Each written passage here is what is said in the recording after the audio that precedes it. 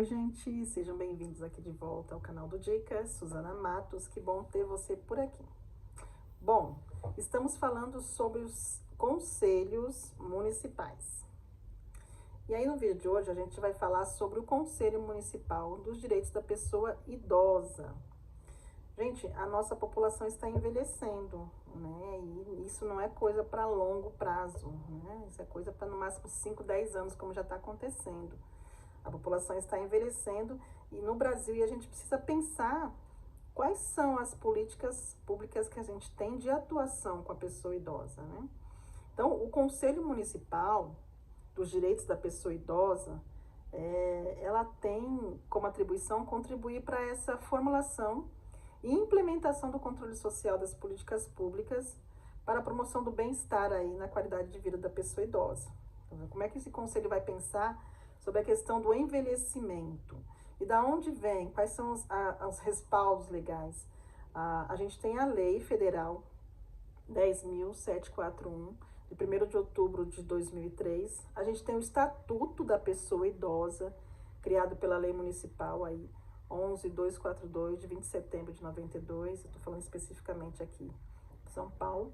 E a gente tem o Conselho também, aqui municipal, que teve o nome alterado aqui no caso de São Paulo, de CMI para Conselho Municipal de Direito da Pessoa Idosa. E aí esse conselho, você vai analisar dentro da sua realidade, na sua cidade, se esse conselho existe, se não existe, você precisa cobrar para que ele exista, porque precisa existir. E esse conselho ele precisa ser paritário, ou seja, representação da sociedade civil e do governo. Porque lembra que nós falamos, os conselhos, eles têm o papel de fiscalizar e controlar. Então, não dá para o próprio governo fiscalizar o que ele mesmo faz. Tem que ter a participação social, a participação popular, isso precisa acontecer. E aí, como que dá entrada também nessa certificação? Da mesma forma, enviando e-mail para o Conselho Municipal do Direito da Pessoa Idosa da sua região, do seu município, solicitando o roteiro de preenchimento. Eu, por exemplo, atendo uma organização da sociedade civil em São Paulo, em que a gente deu entrada nesse conselho, né? Ela atende a pessoa idosa. E aí nós recebemos um roteiro, nós enviamos um plano de trabalho, e nós enviamos as documentações necessárias, enviamos a relação de todos os idosos, eles pediram todos os idosos, e ainda pediram para que a gente determinasse, descrevesse o grau de intensidade, né, desse idoso, e aí a gente precisou descrever todos eles, para ver se eles tinham grau de independência, alguma coisa assim, não me lembro ao certo.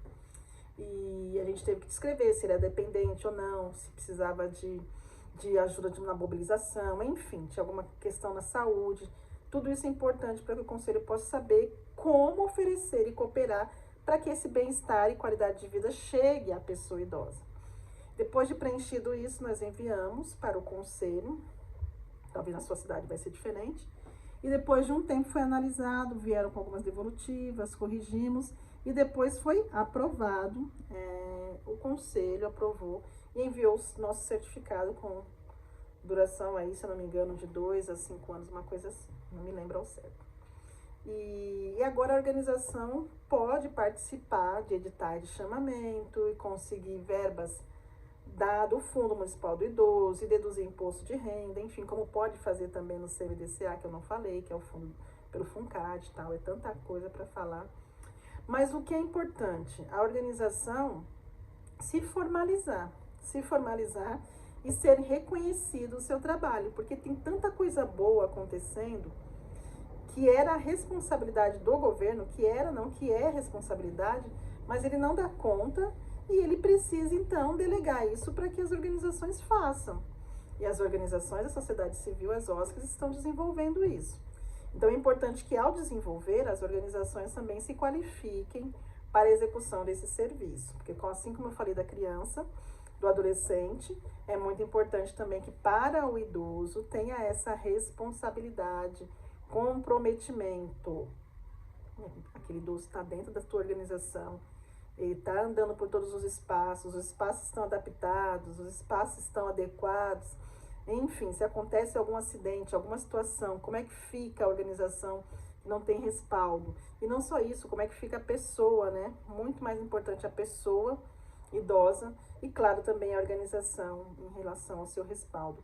E aí, esse conselho, ele promove reuniões, existem regiões em que podem desenvolver os fóruns municipais da pessoa idosa, como tem o Fórum da Criança e do Adolescente. Então, é muito importante que a organização se mobilize para participar, tanto dos conselhos quanto dos fóruns, para que haja engajamento e expansão aí das políticas públicas desenvolvidas na pessoa idosa.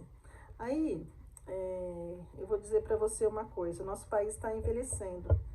E qual é a preocupação que a gente tem, né, com a pessoa idosa, né?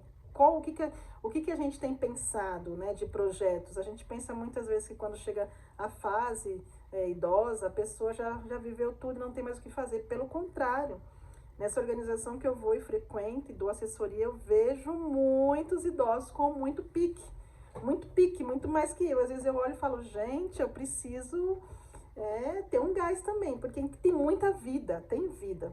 E a gente precisa pensar nessa população, participando dos conselhos, lutando para que políticas públicas cheguem, como existem algumas que já existem, né? A gratuidade no transporte, a gratuidade de alguns acessos, enfim, tantas coisas que quem atua na área especificamente do idoso sabe. Mas existe muita coisa que precisa ser deliberada ainda e alcançada, né? Não especificamente na questão da assistência, mas a gente diz na questão da empregabilidade, por exemplo, né? Existem idosos que estão com 60, 65 anos, mas estão com todo o gás ainda para trabalhar e para atuar, e infelizmente o mercado ainda é preconceituoso. Então o conselho também ele serve para trabalhar e discorrer essas temáticas, né? Por que não trabalhar essas temáticas em parcerias com a Secretaria do Emprego, enfim, e empresas, e trazer essa abertura de reflexão. É isso. Se você atua com a pessoa idosa, não tem ainda esse certificado, procure e vá se formalizar. Por quê? Só para respaldar a organização? Não necessariamente, mas também. Mas principalmente porque você está com pessoas idosas dentro da organização e você precisa ter um cuidado atencioso, de atenção com essa pessoa, né? Então é importante que você procure esse conselho. No demais, entre em contato com a gente, que a gente puder ajudar. A gente está aqui para conversar e a gente aprender juntos. Um grande abraço e até mais. Tchau, tchau.